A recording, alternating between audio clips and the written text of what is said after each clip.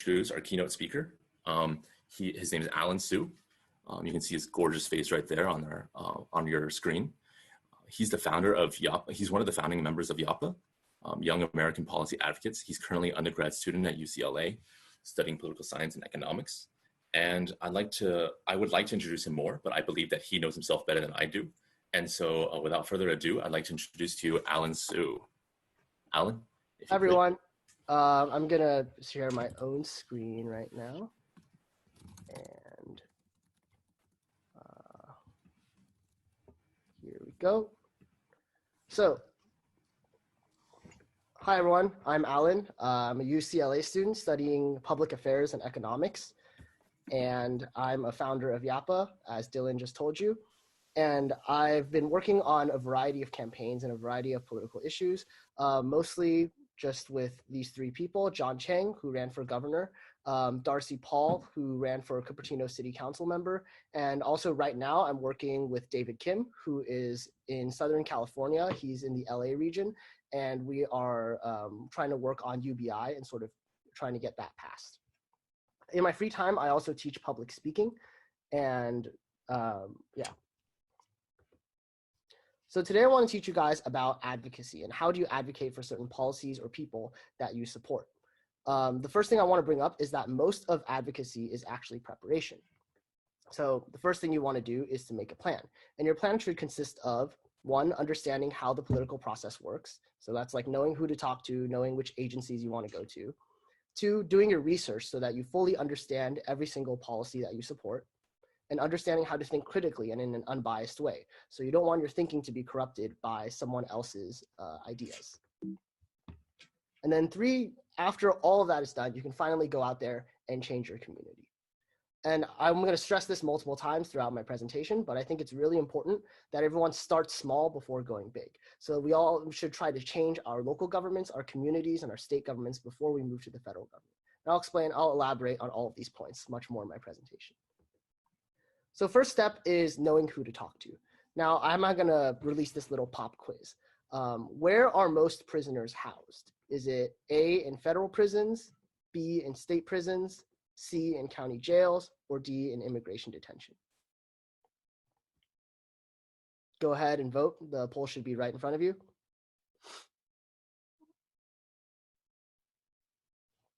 I'll give you guys about a minute.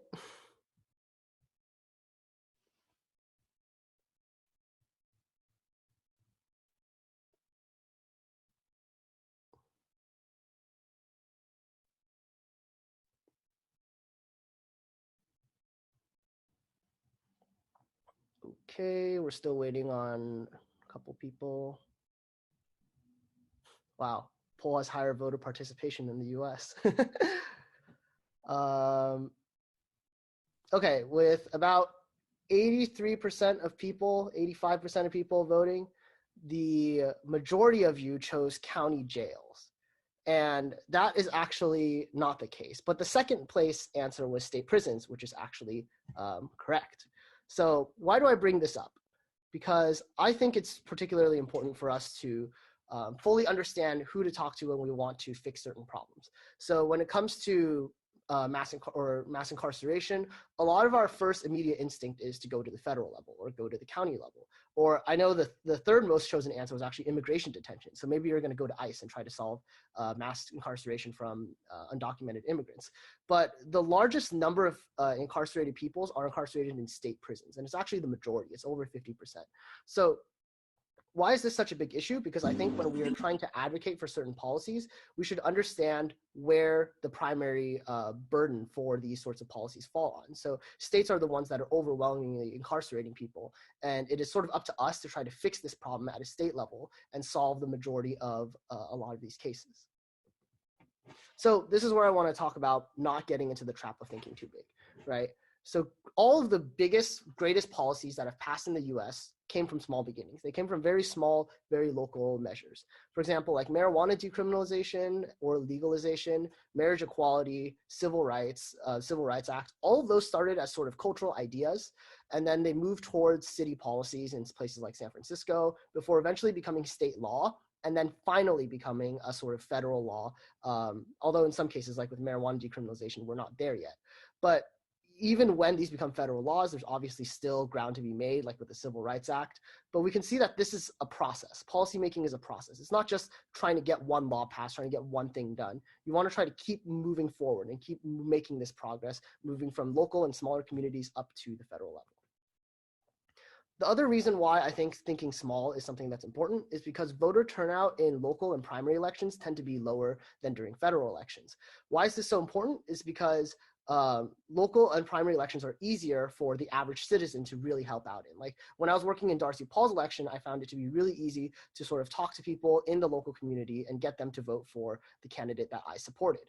Same with primary elections, because very few people vote there. It's easier to go and try to convince the most active voters to try to get them to support your candidate. Okay, now I'm just gonna go over a sort of brief rundown of the government sort of order. To try to explain what each level of government does. This is obviously going to be really brief, and I'm probably going to skip over a lot of details. But when we look at the federal government, the majority of what they do, like if you look at an actual budget of the federal government, is the military, Social Security, Medicare, and Medicaid. That's over 75% of the federal government's budget. Literally everything else, so that's veterans benefits, agriculture, food stamps, education, infrastructure, foreign aid, everything else in the federal government is less than 25% of their expenditure. So most of the important things that you might deal with on a day-to-day life likely aren't coming from the federal government. Most of the important laws are written on a state government or on a tribal government if you're living in a reservation. This includes education, healthcare, most of the big important laws that you care about, like maybe drug abuse, homicide, business, theft, mass incarceration. All of these big laws are written on the state level, which is why I think state level politics is something that's very important and often overlooked by large parts of our community. Next is county government, which has sheriffs, prosecutors, public health. Most of what they're dealing with is sort of criminal cases. So when there's criminal trials, those happen on the county level, and people are held in county jails for about a year before they're sent to trial and actually get convicted and sent to state prison. So that's essentially the role of the county. They're also in charge of public health, which is especially important during the COVID-19 pandemic. City government is where most law enforcement actually happens. So with city police, fire departments, and other services, I think this is why it's so critical when we're looking at police reform to fix everything at the local level. It's for your city, your community, to get that stuff done. And then when it serves as an example of something that should be done, then you can start to spread it into the state level, into the federal government level. But it all starts local. It starts with sort of a proof of concept. Can this be done on the city level before you move forward? And then we also have school boards. So that all they do is discuss education. So we have like the De Anza School Board here, and we also have like in my city, Palo Alto, we have the Palo Alto Unified School District. It works differently depending on which city you're exactly from, but all school boards do is they go for education. I think the reason why knowing government order is so important is because it's very, very important to know who to talk to. One of my mentors is Liang Fang, who is a Cupertino City Council member, and she often gets angry when people ask her about school or education issues because she gets a little frustrated that they don't see the difference between city governments and the school boards. So it's important to know this distinction when you're advocating. And then I also want to talk about connections, because it's very important to be connected to the people in power if you want to enact change. This starts off as something as simple as volunteering. So for me, I started volunteering for John Chang's campaign for governor, and that's where I met both Liang Fang and Sophia Cao. Liang Fang is a Cupertino City Council member, and Sophia Cao is the Saratoga School Board member, and we all founded YAPA later. But that sort of connection was really, really important to me because it gave me a mentor, gave me someone to ask questions to understand how the political process works. So that's why I think it's so important to have connections. It's also important to sort of work your way up into higher positions. So starting out as a volunteer, then becoming outreach coordinator, and then becoming in charge of Chinese outreach. It's sort of a step-by-step process. Like I'm saying, policymaking is a big process. So you're going to have to work slowly on your way up into higher positions. So that's sort of, and also when you finally get into a higher level position, like when I was working for David Kim, I had to be a little bit more prepared. So I had a resume, I had references, and because I had those connections, all of those references worked out. So that's why I think it's so important to make these sorts of connections. Okay, next I'm gonna, I think another important thing when it comes to policymaking is making sure that you do your research so that you understand what the primary issue is and what's so important to look at when you're advocating for particular policies. So next poll is what percentage of criminal cases go to court? Is it 75%, 50%? Okay. Why is research Sorry? 25% or 2%. So poll should pop up. Go ahead and vote.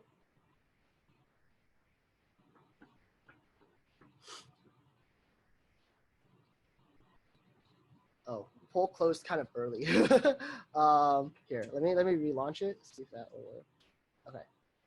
Try to vote again. I want to make sure everyone can get their vote in. The whole idea over here is that some people will plead guilty and they don't even go to trial. They just immediately plead guilty.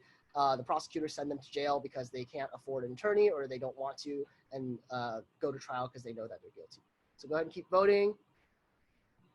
Still have a couple people left.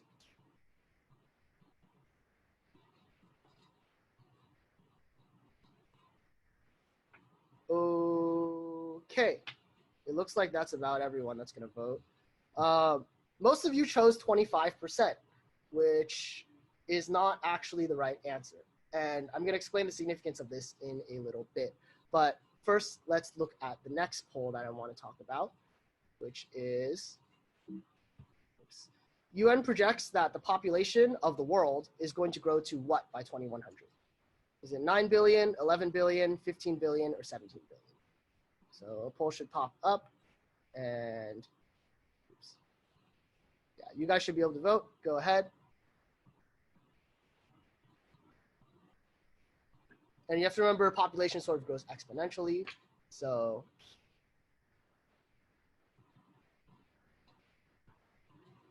okay.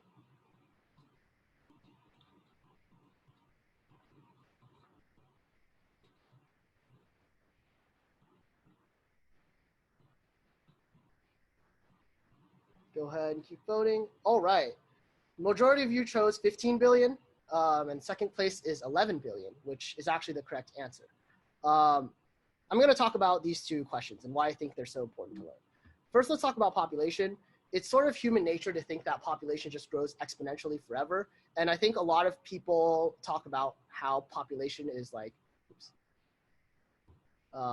people talk a lot about why population is sort of such a big issue, right? Because they think population growth is going to happen forever. There's going to be overpopulation on our planet, and then we're all going to suffer as a cause of it. But in reality, once countries become more developed, their population growth will actually flatten off because their death rate will sort of declines with their birth rate, and then their population will level off when both of them are the same. So this is actually something that's not as big of a deal as we think. So population growth is not going to explode and sort of make everyone suffer. I think another example of this is with the criminal justice system. A lot of people think that the issue that we primarily have is that judges are biased, right? So there's a lot of racial bias with judges, which I agree is a big issue. But I think an even bigger issue is that the majority of cases don't even go to trial. So on the federal level, only 2% of cases went to trial. A lot of you guys said 25%. The case is actually 2%. So it's very, very small. It's 10 times less than what you guys thought it was. And I think that the primary issue here is that we don't have enough public defendants. So those are people who are acting as attorneys when the defendants cannot pay for an actual attorney. So the state will provide them one. And the fact that these attorneys are often strained, they have to handle 3 different cases per day, means that they can't take every case to trial. So they oftentimes will just try to get a plea bargain with the prosecutors so that they plead guilty to a lesser crime to sort of save time on everyone. But it really is terrible because for a lot of low-income people, they're unable to go to trial. So I think that's the primary problem with our criminal justice system, in my opinion. So we can see with both of these scenarios that what we initially think to be true might not necessarily be the case, which is why I think it's so important in policymaking to actually do your research and learn about all these different real life scenarios.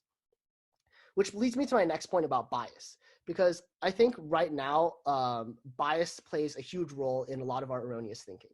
So for the whole population and immigration, or population and criminal justice reform and all the other quizzes that I showed you guys primarily voted based on what you thought, what you felt, all these biases that you experienced. And I think it's a sort of a bad idea to advocate for policies that are purely based on biases, emotion, peer pressure, or identity arguments. So for example, recently I know a lot of my friends have just started to get into politics.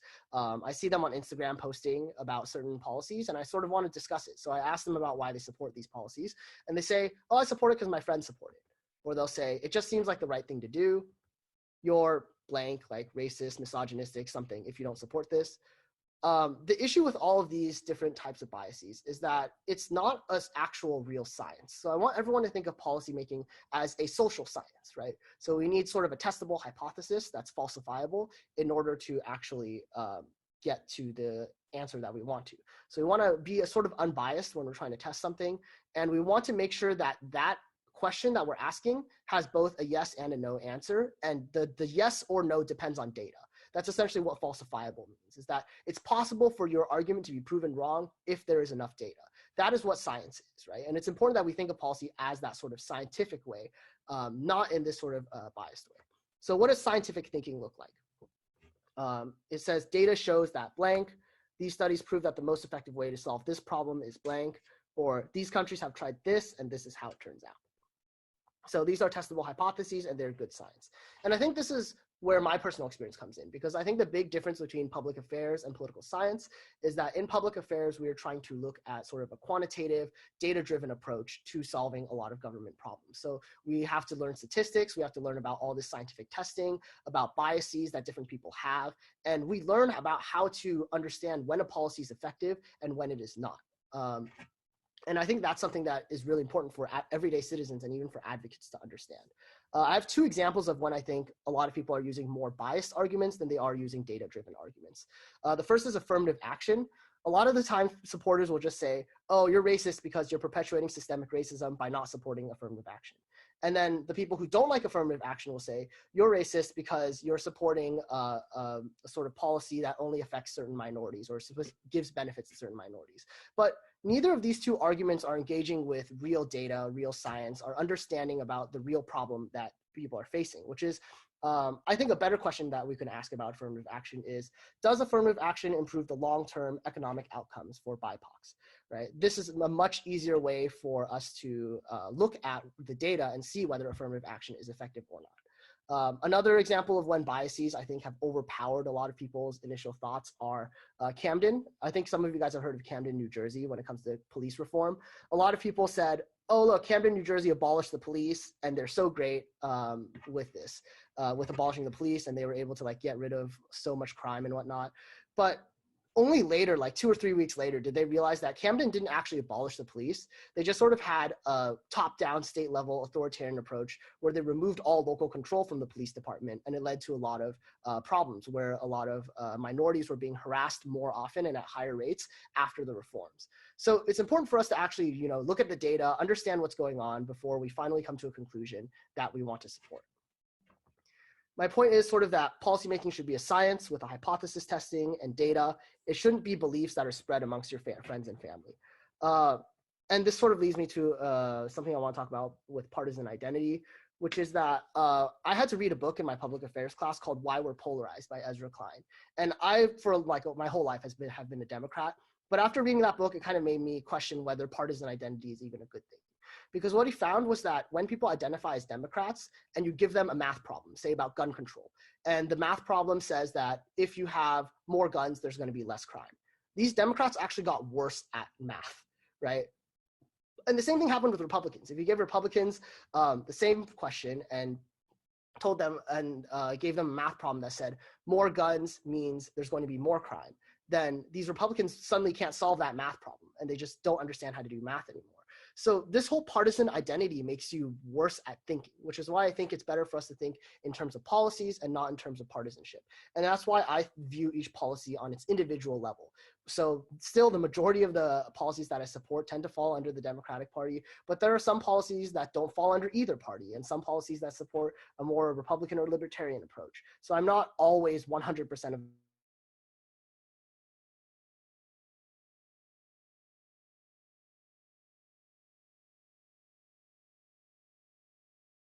if you think about back in the 90s when the Democrats supported drug policy and stricter drug policy, it ended up being the wrong choice, right? Mass incarceration due to a lot of like drug usage is a kind of a bad policy. It costs us taxpayers a lot of money. It doesn't really stop people from using drugs, but people supported it back then anyway. So even today, I think the better thing to do is to look at policies individually and not support them because of a party.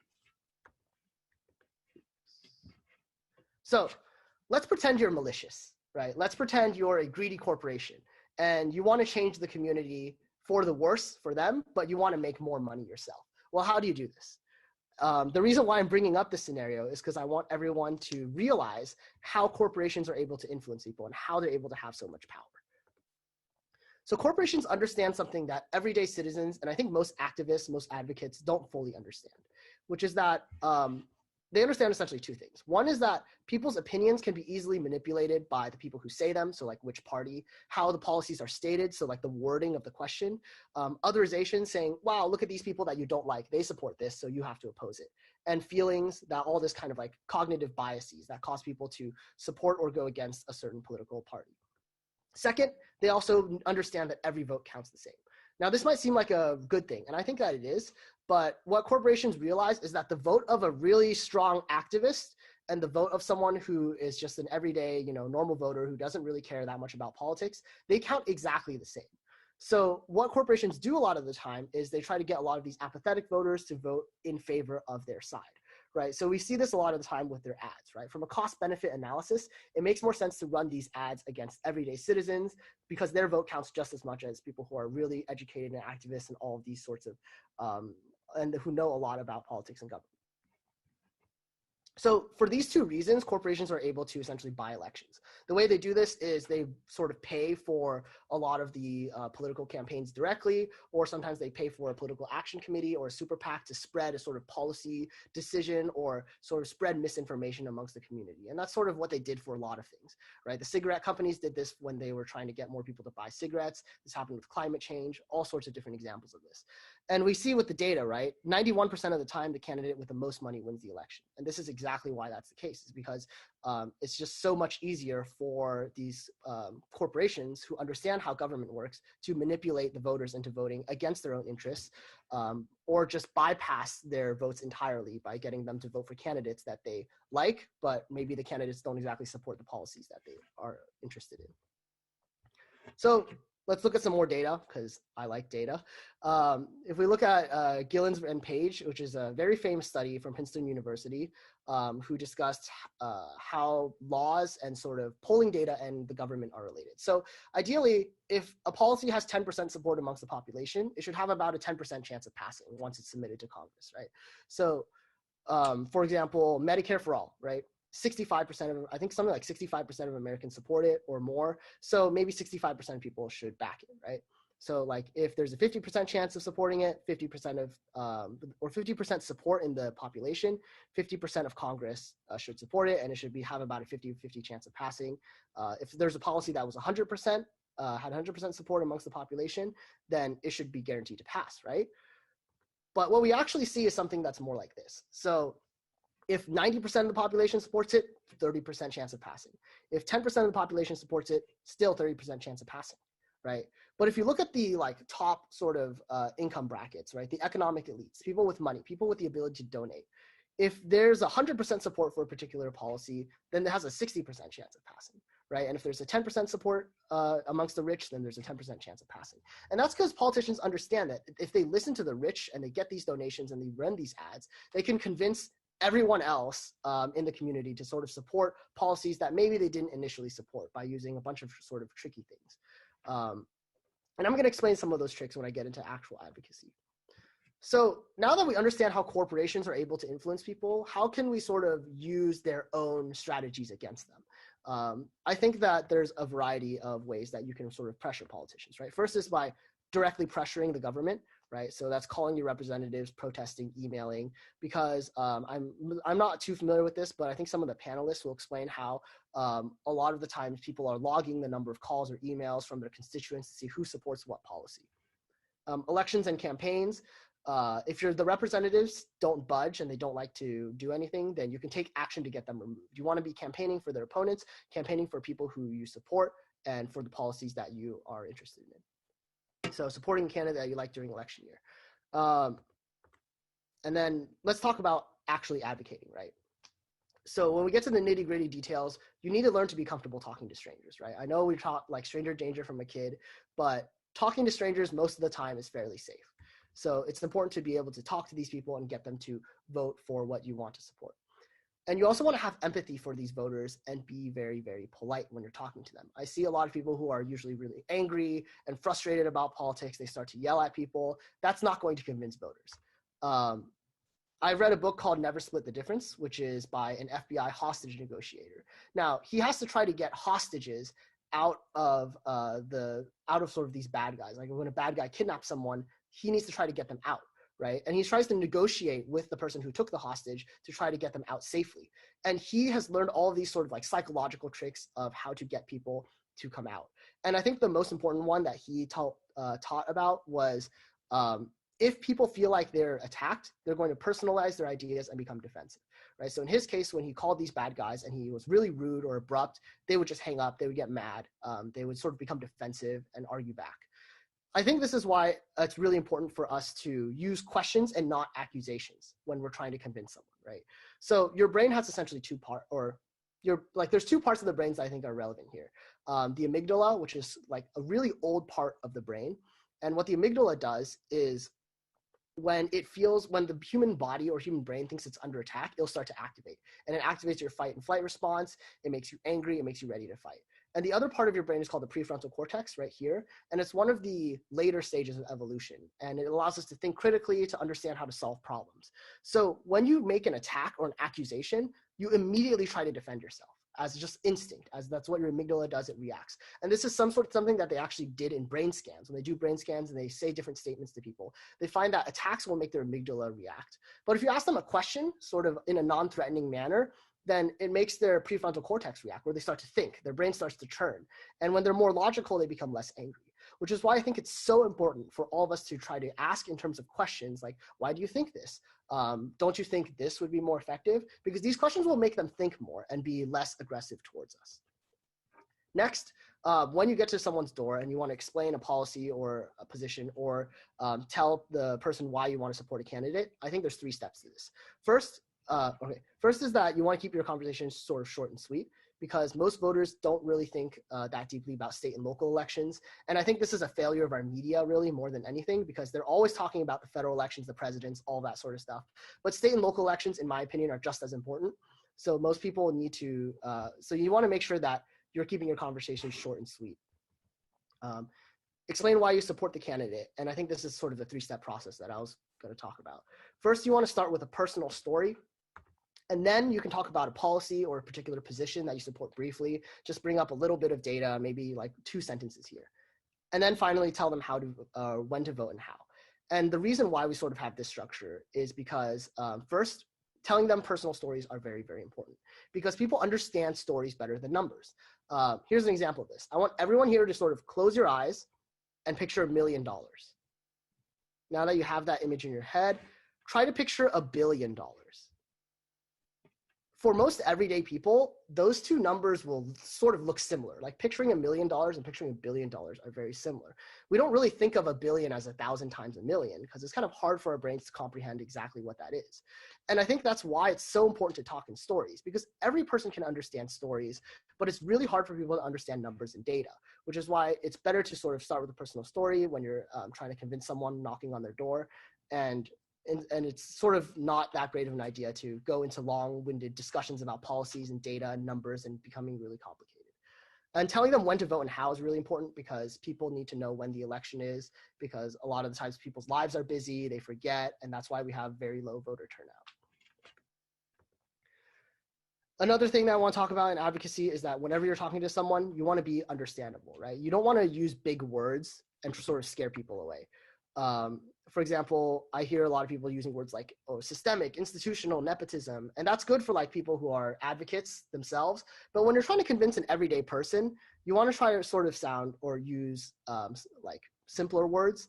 And even if they do understand what you're talking about, you sound less convincing when you use big words, right? This is something that in psychology is known as cognitive ease, right? So if you think about Trump, why is he so popular? Because his famous slogan is "Make America Great Again," right? 4 words, very simple. Everyone can understand that. So you want to sort of speak in simpler words. You don't always want to be an academic using big words. And also you want to know what you're talking about. So read all the policy platforms on a particular candidate's website, or make sure you understand the policy in depth, so that when someone asks you about the policy, you're able to back it up. And I just want to make sure that everyone understands corporations don't always win, right? So like with AOC's election, she understood that she had a large number of volunteers. She understood voter propensity. So which districts, which people are most likely to vote. She understood smart advertising and targeted ads. She understood how primary elections work. And I think all of these sort of allowed her to win in the end, because she actually won in the primary election, and then her district was so Democratic that they were going to vote for her as a Democrat anyway. So that's why the primary election is so important, and why I think so many of us need to be more or participate more in trying to get people to vote during these primary elections. So my 5 main takeaways from this presentation are: understand the policies that you support, understand who to go to when you want to advocate for them, make connections, be aware of your biases, and be polite and understandable. And I think with these 5 things, you'll become a much better advocate. So thank you all for listening. I left some of my sources down here. And if you'd like to contact me, there's my email, just alansu766. And now I'll hand it back to Dylan, who I think will be discussing or introducing the panelists.